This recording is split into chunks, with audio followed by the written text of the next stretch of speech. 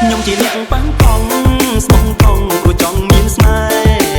ហ៍លោកស្រឡាញ់កូនគេប្រាប់ម៉ែឲ្យស្ដីលងអើយតែលោនាងត្រង់ខ្ញុំត្រេកអរមិនស្ទើរកាន់ដៃបំដាគេចោលមើលវិញសុខខំបាត់តង់យូរហើយម៉ែអើយអាណិតកូនផងតែគ្រានឹងម្ដងកូនតចិត្តមិនរួចទេព្រមតាមកូនទៅសូមអង្វរណាម៉ែបាននាងព្រមតែកូនមើលម៉ែដល់ចាំជួយ